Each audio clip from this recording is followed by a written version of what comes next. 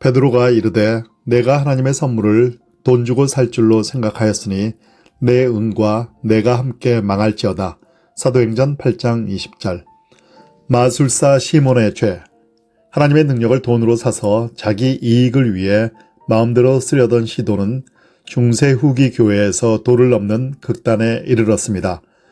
마술사 시몬에게 거센 분노를 쏘아냈던 베드로와 달리 그의 후계자들은 영적 혜택을 추구하는 구도자들과 우호적인 거래 관계를 맺었고 교회의 직책을 최고 입찰자에게 팔았습니다.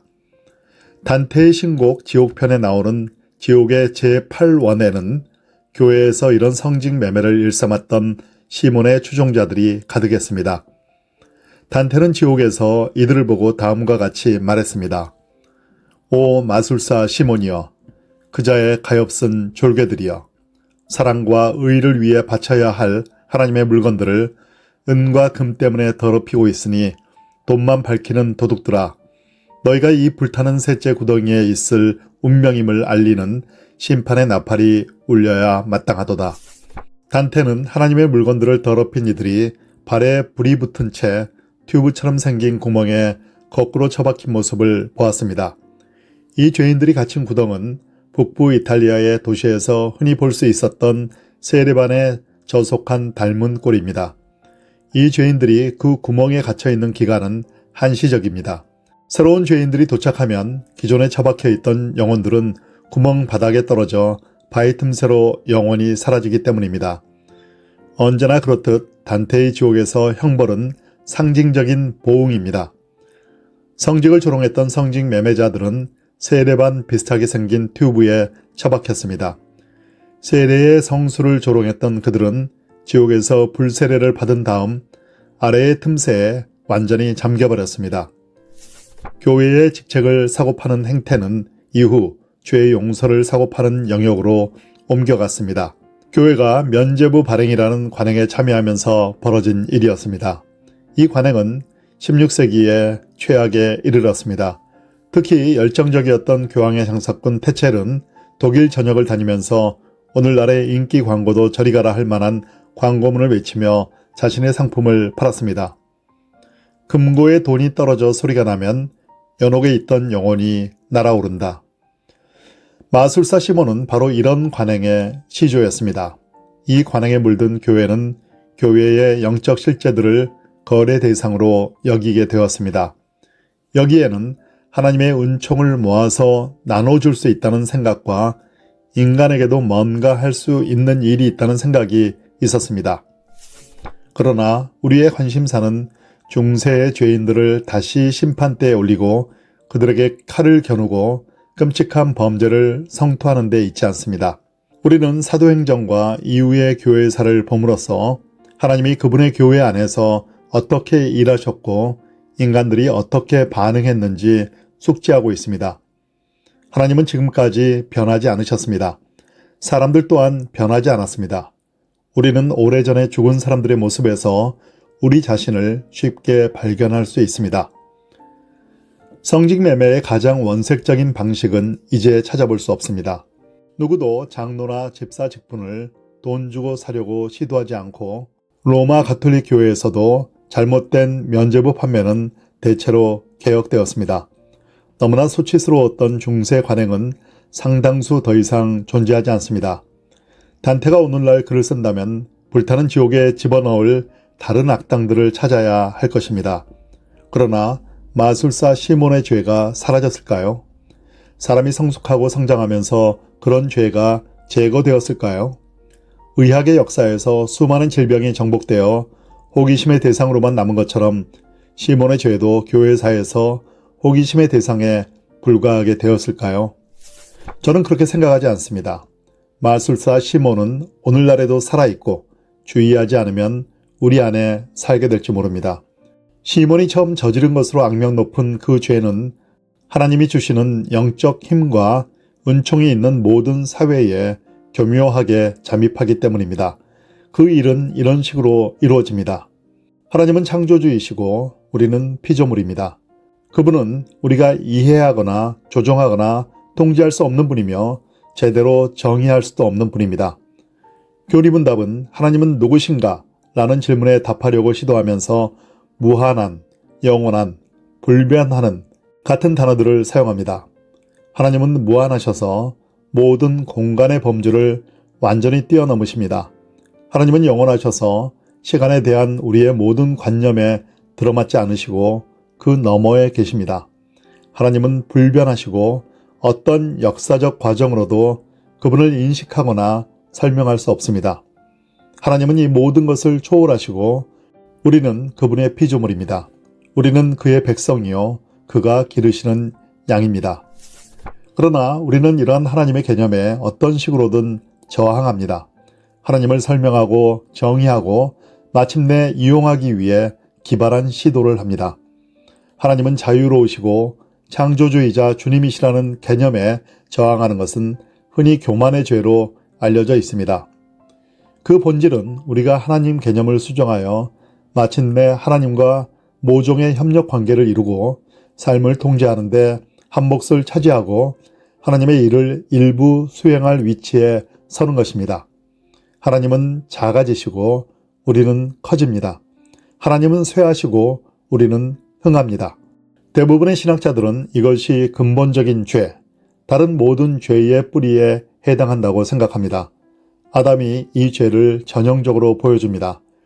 그는 에덴 동산이 너무나 편안하게 느껴졌기 때문에 자기 삶의 창조주이자 주인이신 분의 명령에 약간의 의심과 계몽적 이성으로 대응하는 것이 전혀 터무니없는 일로 느껴지지 않았습니다.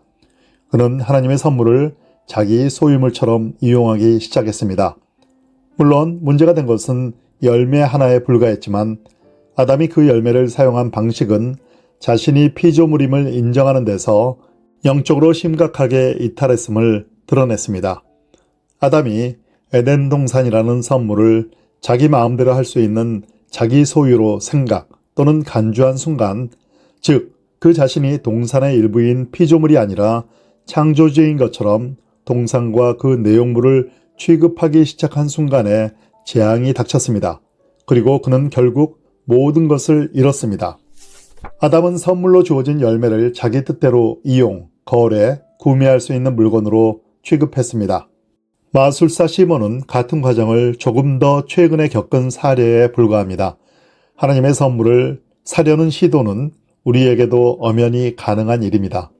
교황의 교권 남용과 면죄부 거래에 대한 기억에 매달리면 이 부분에서 우리 모두에게 있는 영적 가능성을 놓칠 수 있습니다. 우리는 특권과 의무의 관점에서 생각하는데 익숙합니다. 이런 사고방식은 일상생활에서 잘 작동하기에 우리는 영원한 세계에서도 그래야 한다고 생각합니다. 내가 당신을 위해 뭔가를 하면 당신도 나를 위해 뭔가를 해야 마땅하다는 것이죠. 정치에서 이것은 아주 복잡한 상황을 만들고 때로는 불미스러운 일이 생기기도 합니다. 사업에서는 홍보의 기본 구성 요소가 되죠. 그리고 교회에서는 내가 신실하게 살고 시간을 내고 이웃에게 잘하고 헌금을 할 때 뭔가 영적인 혜택을 기대해도 그리 부당하지 않다는 생각으로 나타납니다. 이런 사고는 거액의 장학금을 학교 운동부에 기부한 졸업생의 그것과 비슷한 듯합니다. 팀이 승리하지 못하면 그는 자신에게 항의할 권리가 있다고 느끼고 흔히 감독에게 큰 소리로 항의합니다. 같은 이유로 때로 우리는 교회에서 아무것도 얻을 것이 없어서 교회에 안 나간다는 말을 듣습니다. 아마 교회에 출석하거나 헌금하는 식으로 자기 몫을 다했는데 교회가 그에 합당한 보상을 하지 않았다는 뜻일 것입니다. 가는 게 있으면 오는 게 있어야 하는데 그렇지 않았다는 뜻이죠. 그런데 저는 이런 관점에 크게 공감합니다. 이런 불평이 정당할 때가 많습니다. 교회에 대한 많은 기대는 채워져야 마땅합니다. 교회는 깨어있고 잘 알고 지적이고 절제되고 자비롭고 근면하고 복음에 충실하기를 기대할 권리는 누구에게나 있습니다. 교회와 교회의 사역이 그런 기대에 못 미친다면 우리는 불평할 권리가 있습니다. 불평할 의무가 있다고 해야 할지도 모르겠습니다. 그러나 교회의 부족함에 대해 불평할 때 우리는 위험한 자리에 서게 됩니다. 위험 자체를 피할 수는 없다 해도 위험에 대해 갑절로 경계해야 합니다.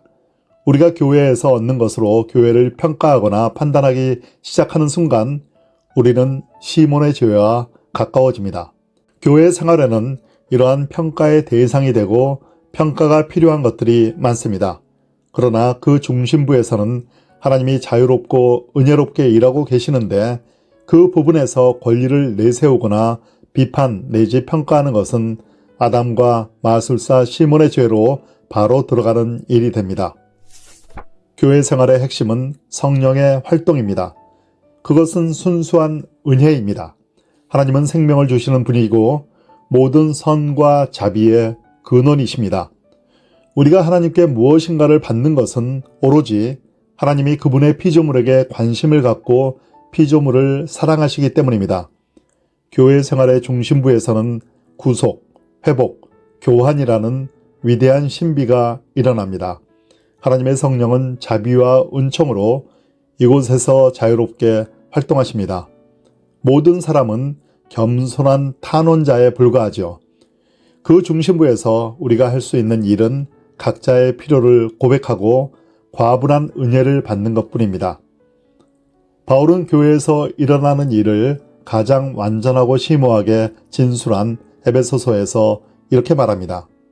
너희는 그 은혜에 의하여 믿음으로 말미암아 구원을 받았으니 이는 너희에게서 난 것이 아니요 하나님의 선물이라.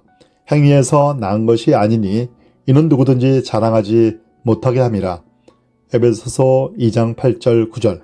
우리 모두는 하나님의 은혜를 공급하는 위치에 서고 싶은 유혹, 하나님의 사랑을 상품화하고 하나님의 선물을 사고 파는 신과 같은 권위를 찬탈하고 싶은 유혹에 빠지기 쉽습니다. 교회에 기대를 품고 부족한 부분을 불평하는 것은 합당하기 때문에 그런 태도는 하나님이 일하시는 중심부에까지 확장되어 결국 모든 것을 훼손하기가 쉽습니다. 이 부분에서 가장 심각한 유혹을 받는 이들은 목사들일 것입니다. 부모들이 받는 유혹도 만만치 않습니다. 부모는 자녀에게 좋은 것이 무엇인지 너무 잘 알기 때문이죠. 그러나 자녀들은 부모의 자식이기 이전에 하나님의 피조물이고 그들의 삶에서 이루어지는 가장 심오한 반응은 대인 관계가 아닌 하나님과의 관계에서 이루어져야 합니다. 성령은 능력이 아니라 인격이십니다. 우리는 우리 명령을 수행하도록 하나님의 영을 부리지 못합니다. 오히려 성령께서 우리의 명령자이십니다. 성령은 안내하실 뿐 아니라 순종도 요구하십니다. 성경이 말하는 가장 오래된 죄, 교만에서 기인한 우리 영혼의 근본적 결함 때문에 우리는 아주 미묘하게라도 성직매매의 관행에 빠질 수 있습니다. 그리고 모든 죄가 그렇듯이 이 죄도 더 교묘해지고 감추어질수록 더 파괴적이고 치명적입니다. 이 죄는 현대에 접어들어 세련되고 점잖게 나타납니다. 그러나 단테가 오늘날 이 죄의 영원한 결과를 관찰한다면 이 죄를 지은 자들은 역시나 지옥의 제8원에 다시 집어넣어질 것입니다. 교회에서 살 수 있는 것이 많이 있습니다. 우선 아름다움을 살 수 있죠. 돈을 들이면 미적 즐거움을 안겨주는 사력 있고 정통한 건축 양식을 경험할 수 있습니다. 신체적 편안함도 살 수 있습니다. 쿠션이 있는 장의자, 겨울철 난방, 여름철 냉방 모두 돈으로 살 수 있습니다. 관심과 친근함을 보이면 다른 사람들의 호의, 또래들의 존중, 주변 사람들의 존경을 살 수 있습니다. 그리고 과연 교회에는 대개 이 모든 것이 있습니다. 이것은 마땅한 일이고 여기에는 성직매매죄의 기미가 전혀 없습니다. 그리고 애초에 교회가 존재하는 이유를 생각해보면 인간의 공로 및 대가를 지불해서 무언가를 얻을 가능성은 사라집니다. 교회는 하나님을 경배하고 그분의 가르침을 받고 함께 그분을 섬기기 위한 곳이니까요. 교회는 순전히 선물로 받은 곳입니다. 하나님의 영광을 위해 살도록 하는 것은 하나님의 은혜로운 선택이고 그분은 우리의 삶 속에서 움직이시며 그 일을 이루실 것입니다. 우리는 이미 그분의 피조물, 우리를 지으신 분은 우리들 자신이 아니라 그분이시기 때문에 그분에게 어떤 대가도 지불할 수 없습니다. 교회에서 팔 수 있는 것도 많습니다. 한 사람의 삶에 새로운 차원을 추가해야 할 필요성을 받아들이게 만들 수 있습니다. 자녀의 삶에서 기독교 교육이 중요함을 교인들에게 납득시킬 수 있습니다. 신앙이 주는 개인적인 유익을 납득시킬 수 있습니다. 이 지역에 새로운 교회가 필요하다는 것을 받아들이게 할 수 있습니다. 그러나 교회 생활의 중심에서 이루어지는 일들은 어떤 것도 팔 수 없습니다. 거기서는 모든 것이 거저 주어지기 때문입니다. 하나님이 세상을 이처럼 사랑하사 독생자를 주셨으니 요한복음 3장 16절. 그 지점에서도 우리가 영업사원의 행태를 고집한다면 사람들을 하나님에게서 떼어놓고 그들 앞에서 한심한 대리신으로 행세한 모든 제사장의 죄에 동참하게 될 것입니다. 교회에서 사고파는 행위는 모두 주변부에서 일어납니다. 교회 중심부에서는 모든 것이 은혜입니다. 하나님은 우리에게 자신을 거저 주시고 가난한 우리는 그분께 응답합니다. 그리고 이 일은 교회에서 사고 팔 수 없습니다. 오래된 복음성가가 있습니다. 내 손에는 아무것도 없네. 오직 십자가만 붙드네. 시몬이 돈 뭉치를 내보이는 대신 이 노래를 불렀다면 하나님의 풍성한 보물창고에 들어가서 우리 주님이 말씀하신 값비싼 진주를 손에 쥐었을 것입니다.